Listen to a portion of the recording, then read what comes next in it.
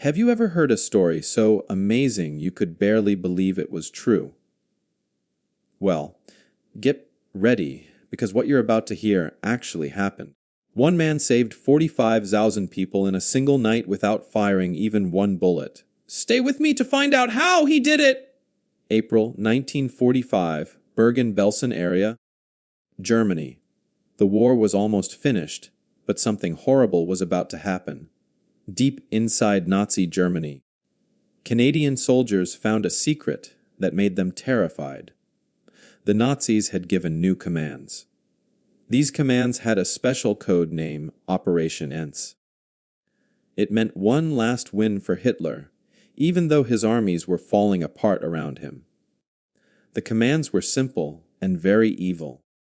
Every person locked up in concentration camps had to be killed before Allied soldiers could free them.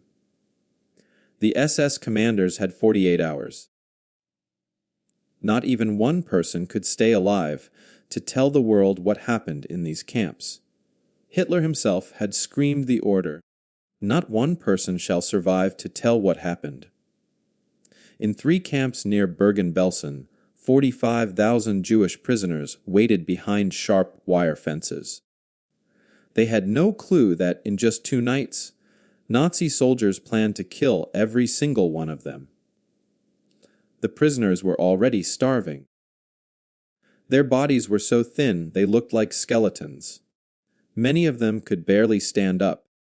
Now they were about to face bullets and poison gas rooms in one final killing. The British Army was nearby.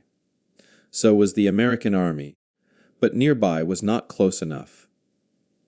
Canadian intelligence officers sat in a cold tent, reading the captured Nazi orders by lamplight. Their hands were shaking as they understood what the papers meant. 45,000 people. 2 days. The math was impossible. General Montgomery from Britain looked at the maps. His officers stood around the table with serious faces. "We need a full attack," one colonel said. "Artillery bombs first, then foot soldiers. Then we clear the camps building by building." Montgomery nodded slowly. He did the math in his head. 72 hours at least. More likely 4 or 5 days of fighting. The camps would be full of dead bodies by then. An American general visiting the headquarters shook his head. "We cannot pull soldiers from the main fight," he said firmly. "The camps will be freed when we reach them through our normal advance. That is how war works. We push forward. We take ground. We free whoever is still alive when we get there."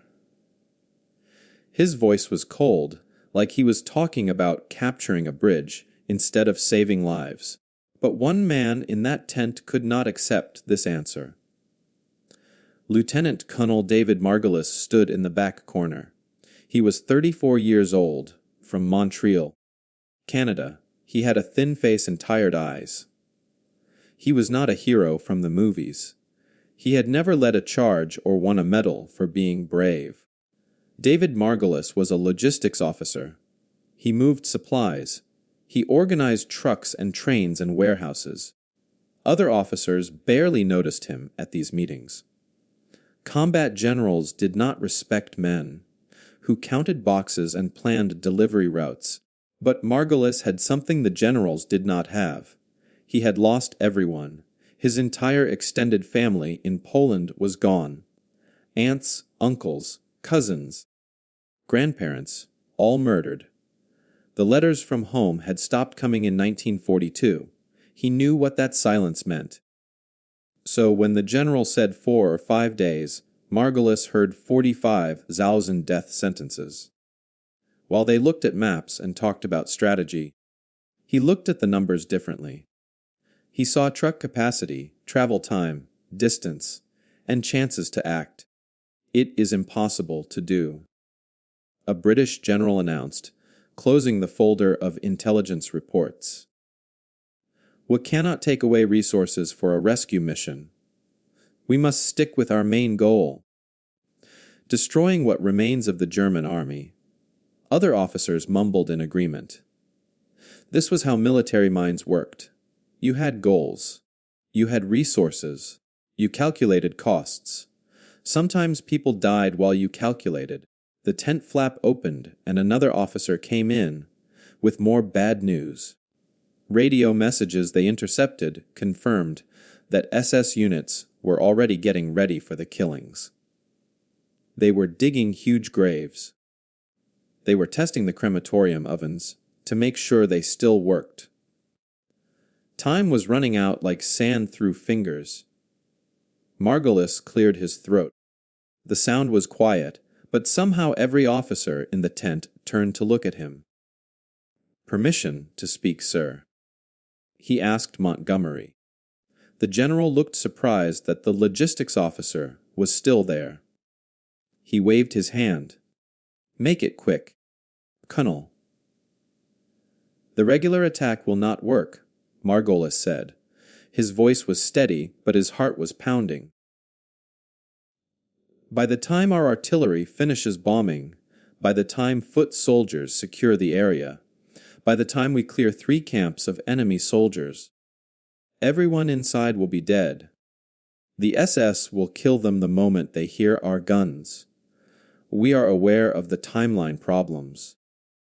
"Colonel," Montgomery said with irritation, "but we cannot change the laws of physics or military science. An attack requires time and force." "Then we do not attack them," Margolis said. The tent went silent. Officers stared at him like he had lost his mind. "We do not need to fight our way in," he continued, his words coming faster now. "We need to make them think we already have." An American officer laughed. "Make them think. This is war, Colonel. Not a theater play." Others joined the laughter. A British captain shook his head in disbelief. "The Germans are not going to just leave 3 camps because we asked them nicely." But Margolis was not laughing. His mind was already working through the plan that would save 45,000 lives or end his military career in disgrace. He thought about loudspeakers. He thought about trucks. He thought about fear and darkness and the space between what people see and what they believe. "Fear is a weapon, too," Margolis said quietly. "And sometimes the best way to win a battle is to never let your enemy realize there was not a battle at all." Montgomery studied the Canadian officer's face. He saw something there. Desperation, maybe, or certainty, or the look of a man who would not accept that mass murder was just another casualty of war. "You have 48 hours to present a detailed plan," Montgomery said finally. "And God help you, Colonel, if you are wasting our time." Margolis saluted and left the tent. Outside, the German night was cold and dark. Somewhere, 14 kilometers away, 45,000 people waited to die. But David Margolis had just been given permission to try the impossible. He did not need to be the strongest. He just needed to be smarter than evil. And he had exactly 2 days to prove it. David Margolis worked through the night in a supply warehouse that smelled of diesel fuel and canvas. He spread maps across a wooden table lit by a single hanging bulb. His fingers traced roads between the camps and Allied lines. 14.7 kilometers. Not far, but far enough to be deadly if anything went wrong. He started making lists, not with fancy military strategy, but with simple math that a warehouse manager would understand. How many people can fit in one truck? 30 if they squeeze together. How many trucks do they need? He divided 45,000 by 30. The number made his stomach hurt. 500 trucks. Impossible. The entire Canadian Supply Corps did not have 500 trucks to spare. But what if each truck made multiple trips? The road was clear. The distance was short. A truck could drive to the camps, load prisoners, drive back to Allied lines, and return for more. How many trips could one truck make in 5 hours? He calculated speed and loading time. Each truck could make at least 2 full trips, maybe 3 if the drivers pushed hard. So he needed fewer trucks, much fewer. Margolis wrote down the final number 168 trucks. Still a huge number, but possible. Maybe. He moved to the next problem. How do you make Nazi soldiers abandon their post without firing a single shot? The answer came from an unlikely place. Margolis remembered a story his uncle told him before the war. During World War I, British soldiers had used fake tanks made of wood and canvas to fool German scouts. The enemy wasted artillery shells shooting at painted boards. Deception was cheaper than bullets. What if they could make the Nazis believe a massive attack was happening when no attack existed at all? Margolis thought about sound. Artillery made a deep, booming noise that shook your chest. Tank treads made a grinding metallic screech. Soldiers shouting in different languages meant multiple armies coming together. What if you could record those sounds and play them back through loudspeakers? He found 12 loudspeaker units, sitting unused in a communications depot. They were meant for broadcasting orders to troops during battle. But Margolis had a different idea. He scrounged recording equipment from a signals unit. He asked tank crews to drive past microphones so he could capture the sound of their engines. He recorded artillery practice, the boom and whistle of shells. He even recorded soldiers yelling commands in German, Russian, and English. The plan took shape. Roll loudspeakers mounted on Sherman tanks close to the camp fence. Play recordings of a massive battle getting closer and closer. Use flares to light up the sky like artillery bombs. Broadcast fake radio messages about 6,000 Allied troops surrounding the area. Make the night come alive with chaos and terror. And while the guards panic and run, send in the trucks to take out every prisoner. The operation needed soldiers but not combat troops. Margolis recruited drivers, mechanics, and supply sergeants. Men who knew how to operate trucks in the dark. Men who could load cargo quickly and efficiently. He needed 400 soldiers total. Most of them had never fired their rifles in combat. On April 14th, Margolis ran a test. There was a smaller labor camp 8 kilometers away holding 400 prisoners. He did not ask for permission. He just did it. At midnight, his loudspeakers started blasting recorded artillery fire. The sound rolled across the dark fields like thunder. Flares shot into the sky, bursting red and orange. They looked exactly like incoming bombs. German guards shouted in confusion. Their radios crackled with fake transmissions about Allied tanks breaking through their defensive lines. Officers yelled contradictory orders. Some guards grabbed their rifles and ran toward the sounds, thinking they could fight. Others threw down their weapons and ran into the woods. In the chaos, Canadian trucks rolled up to the camp gates. Drivers jumped out and started loading prisoners who could barely believe what was happening. The whole evacuation took 47 minutes. Not one shot fired, not one casualty. All 400 prisoners reached Allied lines safely before dawn. When the sun came up, the guards who had stayed discovered they had been tricked by recordings and lights. Margolis brought evidence of the successful test to Montgomery's headquarters. He showed the general photographs of the freed prisoners. He presented the timing data. He explained how the method could scale up to the 3 main camps. Montgomery listened, but his face showed doubt. Theatrical nonsense.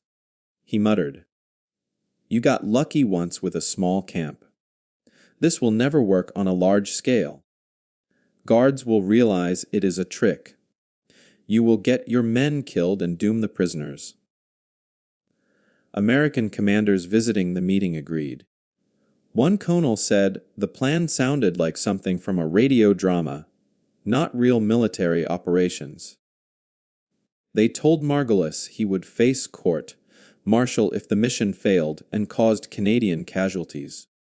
Using military resources for an unauthorized rescue operation could end his career and put him in prison. Margolis felt the plan slipping away. 45,000 people would die because generals thought his idea was too strange, too risky, too different from how wars were supposed to be fought. He stood there, holding his folder of data, knowing the numbers proved it could work, but numbers did not matter if no one gave him permission to try. Then a voice cut through the doubt. The boy is right. Canadian General Guy Simons walked into the room. He was a hard man who had lost good soldiers at deep in a failed assault. He had learned that sometimes bravery alone was not enough. Sometimes you win wars with brains, not bullets. Simons continued. Colonel Margolis has my authorization to proceed. Montgomery frowned but nodded. One general supporting the plan was enough. Margolis had his green light. On the night of April 16th, everything was ready. 168 trucks lined up on dark roads, their engines idling quietly. Loudspeaker units positioned themselves around the three camps. Soldiers checked their watches. The window of opportunity was small. They had from 11 at night until 4 in the morning. 5 hours to evacuate 45,000 people or watch them die. At exactly 11:17, the loudspeakers roared to life. The sound of tank battles filled the air so loud that birds flew from trees in panic. Flares shot up, turning night into artificial day, painted in red and orange. Radio operators began transmitting fake coordinates, reporting Allied advances from 3 directions at once. Inside the camps, SS guards heard the sounds of their worst nightmare. They believed 6,000 enemy soldiers were closing in like a fist. Officers screamed orders. But the orders made no sense because everyone thought the attack was coming from a different direction. Within the first hour, 734 SS guards abandoned their posts. Some ran on foot. Others jumped into vehicles and raced away, certain they were about to be captured or killed. The gates stood open. And through those gates came the Canadian trucks, rolling in like a delivery service making a nighttime pickup. Drivers jumped out and started loading prisoners, speaking calmly in broken Yiddish and German. Hurry, hurry, but you are safe now. Not one artillery shell had been fired. Not one bullet had been shot. The entire operation cost less than a single day of regular bombing. And it was working, against all odds and all military wisdom. David Margolis' impossible plan was actually working. The impossible became real in those 5 hours. When the operation began at 11:17 that night, 45,000 Jewish prisoners sat behind barbed wire waiting to die. By 4:43 in the morning, 127 of them were riding in trucks toward freedom. The survival rate was 98.1%. Only 873 prisoners were too sick or too weak to move. Canadian medics stayed with them, giving them water and blankets and promising they were safe now. The convoy of trucks stretched 11 kilometers long. It snaked through the dark German countryside like a river of headlights. Each truck had made an average of 2.7 trips back and forth between the camps and Allied lines. Drivers pushed their vehicles hard, racing against the dawn that would reveal everything. The numbers told an impossible story. Total Canadian casualties, 2 soldiers wounded, both from vehicle accidents when trucks collided in the darkness. 0 deaths. 0 combat injuries. Not one prisoner shot during evacuation. The operation that every general said would fail had succeeded beyond anyone's dreams. Sarah Kleinman was one of the prisoners loaded onto the trucks that night. She was 19 years old and weighed 72 pounds. Later, she would describe what she experienced. "We heard sounds like the world was ending," she said. "Explosions everywhere, but they felt wrong somehow. Too regular, too perfect. Then we saw the sky turn orange and red from flares. It looked like hell itself was coming to Earth." She remembered SS guards running past her barracks, their faces white with terror. Officers screamed orders that nobody followed. Some guards fired their rifles randomly into the darkness, shooting at sounds and shadows. Then suddenly the camp fell silent, except for the rumble of truck engines. Sarah continued. Canadian soldiers appeared like ghosts. They were not like warriors from stories. They looked like regular men, like the delivery drivers who used to bring bread to my father's store. One soldier kept saying in broken Yiddish, "Hurry, hurry, but you are safe now." I did not believe him until the truck drove past the gates and the barbed wire disappeared behind us. Prisoners packed into the trucks so tightly they could barely breathe. But nobody complained. They held on to each other as the vehicles bounced over rough roads. Some prisoners cried. Others sat in stunned silence, unable to process that they were actually escaping. Children who had not spoken in months suddenly asked questions. Where are we going? Will there be food?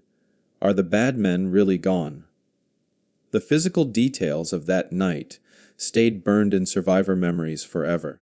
The diesel smell of truck, exhaust mixed with the scent of unwashed bodies.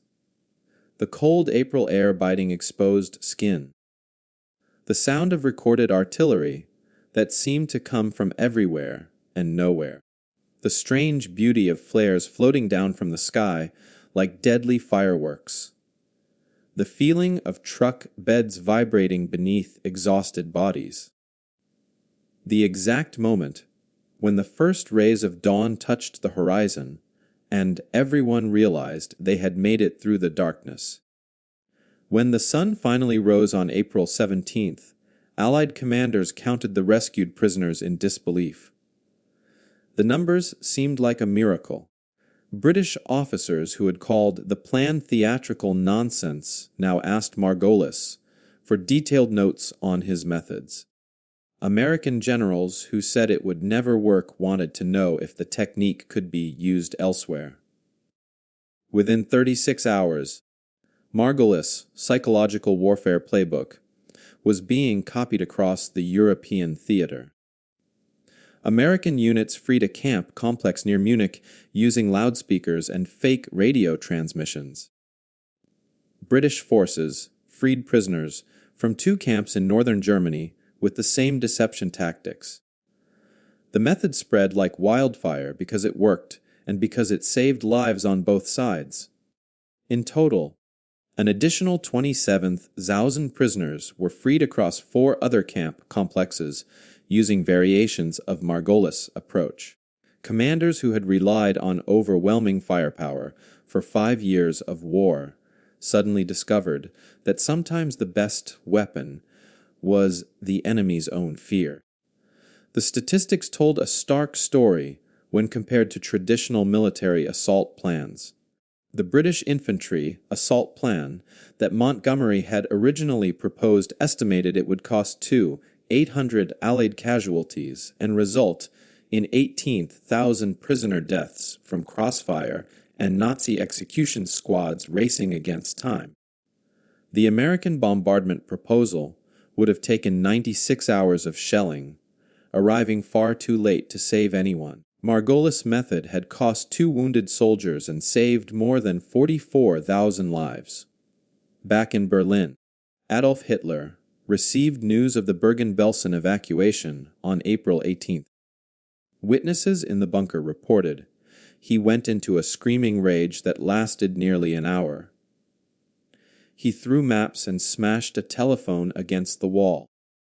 His voice echoed through concrete corridors as he shouted at his generals.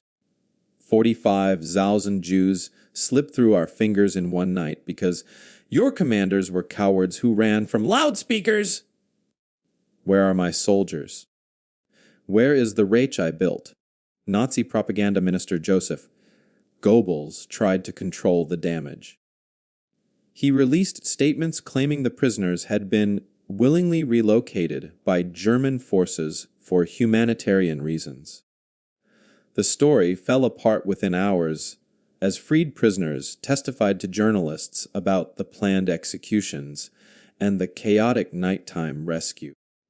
Photographs of emaciated survivors riding in Canadian trucks appeared in newspapers across the free world.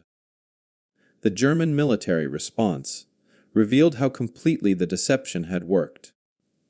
Senior SS officers filed reports claiming they had been attacked by massive Allied forces with superior numbers and firepower.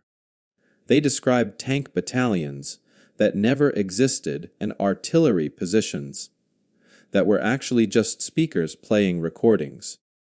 Some guards swore they had seen thousands of enemy soldiers, when in reality they had faced truck drivers and supply sergeants. The psychological impact of the operation spread far beyond the camps themselves. In the week following the Bergen-Belsen evacuation, 11,000 German soldiers surrendered to Canadian forces. They believed Allied armies were far larger and more powerful than they actually were. The myth of overwhelming force became a self-fulfilling prophecy. Enemy troops who might have fought to the death instead laid down their weapons, convinced resistance was hopeless. An unexpected consequence emerged that nobody had predicted. The mass desertions of SS guards at Bergen-Belsen triggered a collapse in morale across other camp systems. Guards at camps not yet freed began abandoning their posts, fearing they would face the same phantom armies. Some camps effectively freed themselves as guards fled and prisoners simply walked out through open gates. By May 8th, when the war officially ended, military historians traced the impact of Margolis' methods.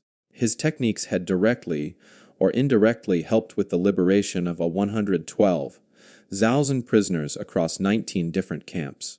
The total Allied casualties from these psychological operations was 89 wounded and 12 killed. Military planners had projected over 15,000 casualties if conventional assault tactics had been used for the same liberations. The documentary evidence was overwhelming. After action reports, prisoner testimonies, and captured German records all confirmed the same truth. Deception had achieved what massive firepower could not. Fear had accomplished what armies might have failed to do. And one Canadian logistics officer with no combat experience had saved more lives in a single night than some entire divisions saved in months of fighting. The prisoners who survived that night would carry the memory forever. They remembered the sounds of fake battles and the sight of flares burning against the dark sky. They remembered Canadian soldiers who treated them gently, like fragile cargo that needed careful handling. They remembered the moment the trucks crossed into Allied territory and they realized the nightmare was finally over. Those memories would outlive the war, and the soldiers, and even the camps themselves, preserved in testimonies and passed down through generations as proof that sometimes the impossible becomes possible, when someone refuses to accept that evil must win. The war ended on May 8, 1945. Soldiers celebrated in streets across Europe and America. But the story of what happened at Bergen-Belsen did not become a celebration. Instead, it disappeared into locked filing cabinets marked classified. Military intelligence officers gathered every document about Operation Phantom Army, which was the official name they gave to Margolis' rescue mission. They interviewed the soldiers who participated. They collected the recordings and equipment. Then they sealed everything away from public view. The reason was simple. The methods worked too well. If future enemies learned exactly how the deception was accomplished, they could prepare defenses against it. So the rescue of 45,000 Jews became a military secret. For decades, even the prisoners who were saved did not know the full story of how their rescue was planned and executed. But inside military armies and intelligence headquarters, Margolis techniques became required study. NATO established psychological operations units in the 1950s, and officers in these units learned about loudspeakers and fake radio transmissions and the power of making enemies believe they were already defeated. The tactics evolved with new technology. What started with recorded sounds on magnetic tape became sophisticated electronic warfare. The core principle remained the same. You could win battles by controlling what the enemy believed instead of just controlling territory. By the 1960s, every Western military had permanent psychological operations divisions. The loudspeaker tactics used at Bergen-Belsen were now standard equipment carried by armies around the world. Military textbooks included chapters on deception operations with footnotes referencing classified after action reports from April 1945. What began as one desperate gamble by a Canadian logistics officer had transformed into an entire military discipline. David Margolis knew his methods were being studied and copied, but he wanted no credit for it. When the war ended, he returned to Montreal and refused every medal the military tried to give him. Generals visited his small apartment and explained he was being nominated for the highest honors Canada could bestow. Margolis politely declined. "Give the medals to the truck drivers," he said. They were the ones who went into the camps. Journalists wanted interviews. They had heard rumors about a miraculous rescue and wanted to write the story. Margolis refused to speak with them. He did not attend reunions or military ceremonies. When other veterans gathered to share war stories, Margolis stayed home. His wife once asked him why he avoided talking about what he had done. "Because I didn't do enough," he answered quietly. 45,000 is just a number, but 6 million is also a number. And I only saved one of those numbers. He took a job as a freight logistics manager for Canadian Pacific Railway. It was the same kind of work he had done in the military, organizing shipments and coordinating delivery schedules. Coworkers knew he was a veteran, but nothing more. He went to work every morning, came home every evening, and lived a life so ordinary that neighbors considered him boring. But every Saturday, David Margolis walked to his synagogue. He sat in the same seat, third row from the back on the left side. He prayed quietly and left when services ended. What he did not know was that many of the people sitting in the rows behind him were survivors of Bergen-Belsen.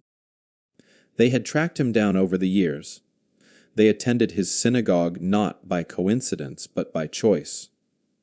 They sat quietly in the back, never approaching him, never mentioning the connection they shared. 127 Holocaust survivors lived in Montreal.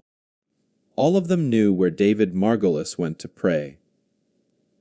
They took turns attending services, making sure that he was never alone in that building, making sure that someone who remembered that April night in 1945 was always present. They never told him this. They understood he did not want gratitude or recognition. So they gave him something else, silent witness to the fact that his impossible plan had mattered. Margolis died in 1987 at the age of 76. The funeral was small. His wife had passed away 2 years earlier. He had no children. A handful of railway coworkers attended, and a surprisingly large number of elderly people that his neighbors did not recognize. The rabbi gave a brief eulogy about a quiet man who lived a good life. After the funeral, Margolis's grandson, Benjamin, was going through his grandfather's belongings in the old apartment. He found a leather journal at the bottom of a dresser drawer. Most of the pages were blank, but one entry was dated April 17, 1945. Benjamin read the words his grandfather had written. Was saved them not by being the strongest army, but by making evil men believe they were already defeated. Perhaps that is the lesson. Tyrants fall not to superior force, but to superior will. Benjamin showed the journal to a military historian. That historian connected it to classified documents that were finally being declassified in the 1990s. The full story of the Bergen-Belsen rescue began to emerge. Benjamin learned that his quiet grandfather, who worked for the railway, had saved over 40,000 lives in a single night. In 1995, the Canadian government posthumously awarded David Margolis the Order of Canada. In 2003, Israel planted a forest in his name in the hills outside Jerusalem, 112,000 trees, one for each person freed using his methods. Survivors and their descendants traveled from around the world for the dedication ceremony. They stood among the young trees and remembered a night when the sky burned with false fire and trucks carried them from death to life. The broader lesson of Margolis' story spread beyond military history. Business schools studied his case as an example of innovative problem solving under extreme pressure. The principle of asymmetric thinking, using creativity to overcome superior force, became a foundation of modern strategy in fields from technology to politics. In present-day conflicts, armies still use the descendants of Margolis techniques. During recent wars in Ukraine, Syria, and other nations, information warfare and psychological operations achieve objectives that once required massive firepower. Drones broadcast messages to enemy soldiers. Fake social media accounts spread disinformation. Electronic warfare systems create false radar signatures, making one airplane look like 20.